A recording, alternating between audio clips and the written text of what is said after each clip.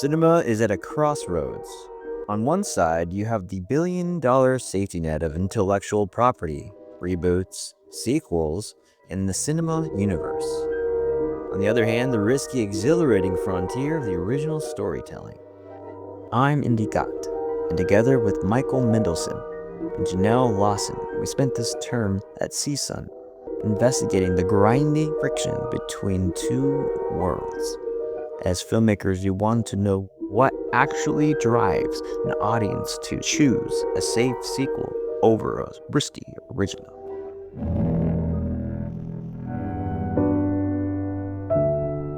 Before we polled any single person, we looked at the existing research. Scholars like Michael Spence suggest that IP acts as a signal of quality, a way for you to know what you're buying before you spend the money. Yet that safety valve of IP consistency ain't bulletproof. As Berlane's blunt curve shows, we may enjoy familiarity, but as with most things, too much of it leads to franchise fatigue. Zedjonk's research backs this up. Repeated exposure can increase liking, but push it too far, and it actually reduces interest and can foster boredom. Even industry reporting reflects this trend, with Variety noting that studios often stick to what works until audiences start to lose interest.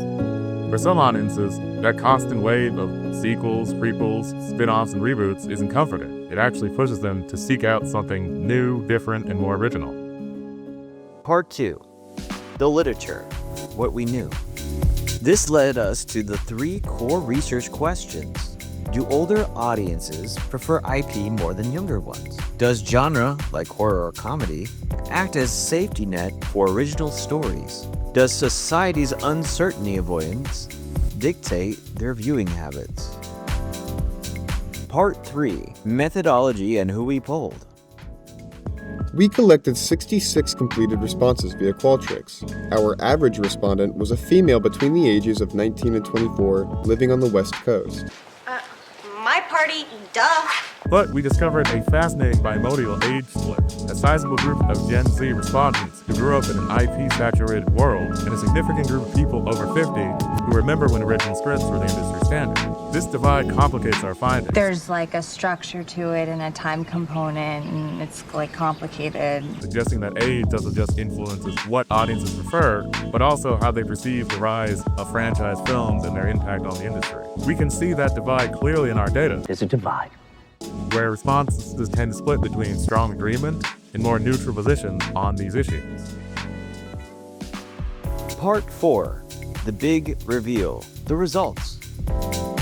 Let's look over our research question 1. We hypothesized the older audiences would cling to IP familiarity. We were wrong, or at least it's complicated. It's complicated. Older audiences had a near even split, 46% for IP, 54% for originals.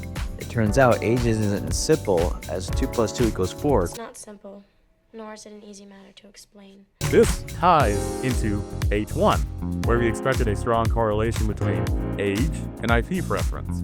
While the data showed a slight lean toward IP as age increased, the difference wasn't statistically significant enough to outright call it a stone-solid rule. However, our second hypothesis was supported.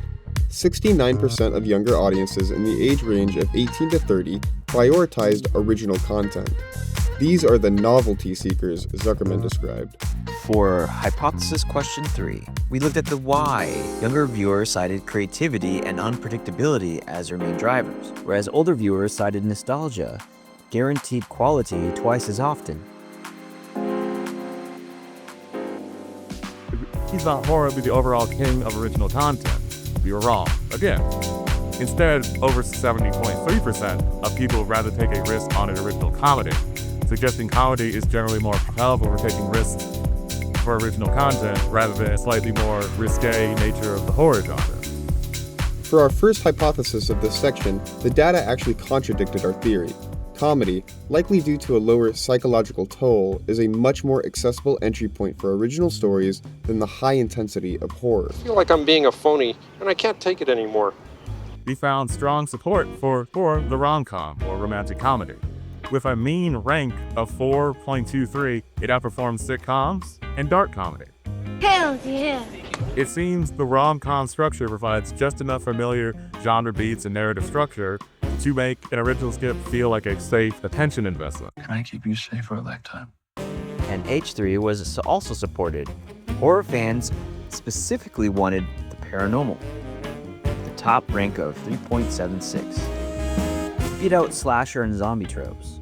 If you're going to original horror, our data says skip the gore and go for the ghosts. I was dressed as a ghost for Halloween, and now I am a ghost.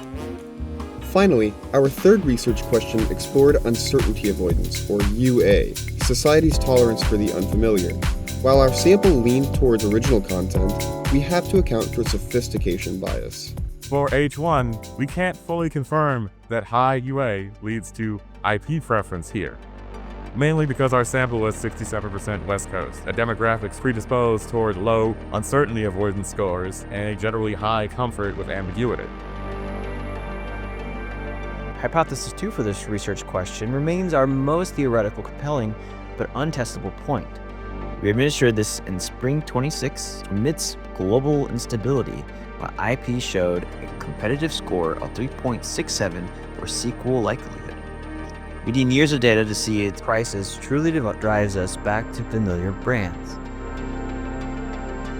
And finally, our third hypothesis received the strongest support.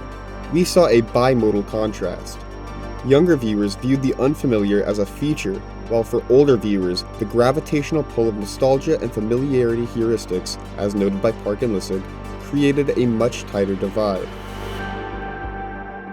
One thing our data suggests is the sophistication bias. People say they want original films because it makes them look discerning, but industry data shows that they still spend their money on the quote-unquote IP safety net. We also found that genre plays a significant role. Men favored action and sci-fi IP, while women showed stronger affinity toward drama, romance, and genre-blending IP, especially romantic comedies and fantasy-adjacent stories.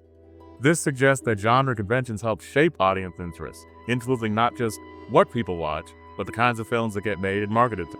That said, it's important not to oversimplify and assume genre and gender determine a singular outcome. It's not as simple as aesthetic choices like color grading a film pink or adding more explosions guaranteeing a specific audience. However, our data does point to clear differences in preference across groups. So, what's next? We predict that as AI and streaming continue to fragment our attention, familiarity will become the most valuable commodity in the world. But studios, take note. The younger generation is hungry for the exhilarating appeal of new experiences. Just when you think you know something, you have to look at it in another way. If you want to survive the 2030s, you can't just mind the past. You have to use the cognitive safety net of genre to launch the future.